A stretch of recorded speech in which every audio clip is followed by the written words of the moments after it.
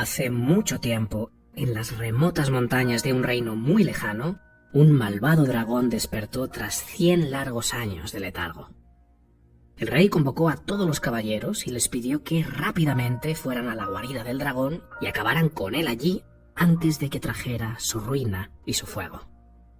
Pero los caballeros, que nunca antes habían peleado contra un adversario tan formidable, no se atrevieron a hacerlo. El rey volvió a hacer un segundo llamado, pero de nuevo los caballeros, acobardados, no acudieron. Y por tercera vez el rey, desesperado, les pidió que evitaran la tragedia saliendo a cazar al enemigo, pero nadie se atrevió a mover un dedo. Hasta que una mañana, cuando el primer rayo de sol asomaba tras las montañas, la sombra de la bestia sobrevoló el reino y antes de que las gentes pudieran reaccionar, el dragón descendió sobre ellos arrasando todo lo que encontró a su paso. Cuando solo quedaba ya humo y escombros, y todo había sido destruido, el dragón bajó a tierra y allí, frente a él, vio que todavía quedaba en pie un caballero.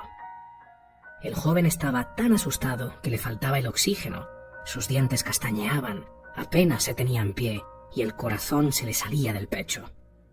Y de repente, sin saber muy bien cómo, el joven soltó un tajo que dejó al dragón ciego de un ojo.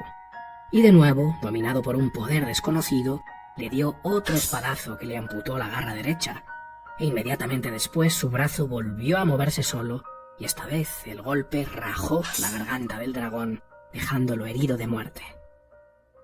Todo había sucedido muy rápido, en 1 o 2 segundos, y el caballero, aún tembloroso, cayó de rodillas y se quitó el yelmo para recuperar el aliento. Delante de él, el dragón yacía inerte en el suelo, y cuando miró a su alrededor y vio a todos sus vecinos, sus amigos y su familia reducidos a polvo, por fin lo comprendió todo. En ese instante se dio cuenta de que si hubiera salido al encuentro del dragón cuando tuvo ocasión, si hubiera tenido el coraje para enfrentarlo en su guarida, seguramente lo hubiera vencido. Pero aunque el dragón lo hubiera despedazado con sus garras y chamuscado con su fuego, el caballero supo que hubiera preferido morir de esa forma, adentrándose con valentía en la cueva más oscura y haciendo frente a sus miedos, que verse donde ahora estaba, victorioso, pero solo, arrodillado, y con todo lo que una vez amó, consumido por su cobardía. La conquista de nuestra libertad personal es el resultado de enfrentar esas situaciones que nos dan miedo, pero que sabemos que tenemos que hacer frente y resolver. Al dragón hay que derrotarlo en su propia guarida, no en la puerta de nuestra casa cuando ya es tarde para evitar daños mayores y el precio de la victoria es demasiado alto. Pero ¿cómo? ¿Cómo lo hacemos? ¿Cómo ir directos hacia eso que tanto nos aterra y tanto nos duele, cuando lo que en realidad nos gustaría es salir corriendo en la dirección opuesta para huir del peligro? Una de las estrategias que mejor parecen funcionar, y la literatura clínica al respecto es muy amplia, es exponerse voluntariamente al miedo en pequeñas dosis. Y aquí la palabra clave es voluntariamente. Lo que haces es dividir el gran miedo en pequeños miedos, pequeños pasos que también dan miedo, pero no tanto, y vas escogiendo qué pasos dar, en qué orden y a qué ritmo. Y al mismo tiempo, a medida que vas enfrentando esas situaciones que tú eliges, también vas adquiriendo poco a poco las habilidades que te permiten conquistar esos pequeños desafíos. Te preparas según lo vas necesitando, al ritmo que tú estableces voluntariamente, y desarrollas destrezas que antes no tenías. Y al hacer esto, sucede algo muy interesante. Tu miedo no desaparece en absoluto, pero te vuelves más valiente. Cambias tu relación con tu miedo. Aprendes a transitarlo sin sucumbir emocionalmente. En primer lugar, las habilidades que vas adquiriendo poco a poco se vuelven parte de tu arsenal interno. Y cuando tienes habilidades que antes no tenías, tu confianza y tu coraje aumentan. Y en segundo lugar, cuando te desafías a ti mismo, un montón de recursos cognitivos y biológicos que ni siquiera sabías que tenías, hacen acto de aparición. Y cuanto más grande el desafío, con más fuerza emergen. Tu sistema nervioso se fortalece y se vuelve capaz de responder de forma diferente ante el miedo. Surge el llamado miedo del héroe.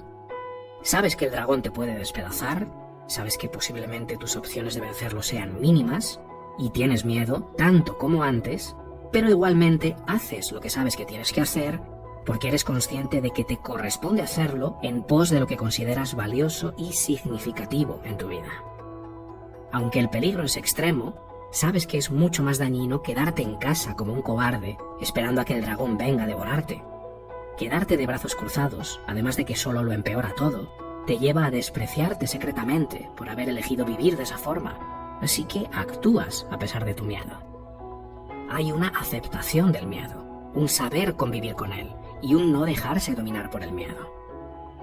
El héroe de su propia historia no tiene menos miedo, su miedo es intenso y sabe que hay dolor y sufrimiento en su vida y es consciente de la maldad y el peligro que lo rodean, pero también sabe que su capacidad para superar todo eso es mucho mayor. Ahora bien, esa capacidad no va a aparecer por sí sola sin que uno no haga nada.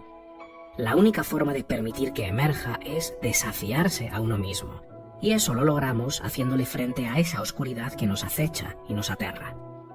Estamos hechos para tener miedo de la misma forma que estamos hechos para el desafío y la aventura, para superar ese miedo. Mucha gente piensa que lo que nos detiene son los obstáculos que vamos encontrando, pero no es así, es todo lo contrario. Los obstáculos son lo que nos ayuda a avanzar, y sin ellos no podríamos seguir adelante. Y esto no es una frase motivadora, es un hecho empírico contrastado. Cuando surge un obstáculo que nunca antes habías enfrentado, básicamente tienes que resolver un problema que nunca antes habías resuelto. Así que para resolverlo tienes que reunir recursos interiores y ejercitar destrezas que nunca antes habías usado de esa forma particular, con lo cual creces, te conviertes en alguien que antes no eras. Por eso el obstáculo es tan vital como el oxígeno, y esto no tiene nada que ver con motivación azucarada. A mí me costó aceptar este hecho, pero cuando finalmente lo hice, dejé de desear que todo fuera fácil y dulce, dejé de querer vivir desde la comodidad de hacer lo mismo de siempre, y dejé de fantasear con no tener desafíos y adversidad. Dostoyevsky afirmaba que si el ser humano lograra crear una realidad utópica, donde no existen los problemas y todo es super happy, ya nos encargaríamos de destrozarlo para que algo emocionante, inesperado y problemático sucediera. Y nuestra propia naturaleza psicobiológica, que ha ido expresándose a lo largo de la historia, parece apoyar esta tesis. Necesitamos esos aspectos difíciles de la vida para crecer y desarrollarnos. Necesitamos al dragón.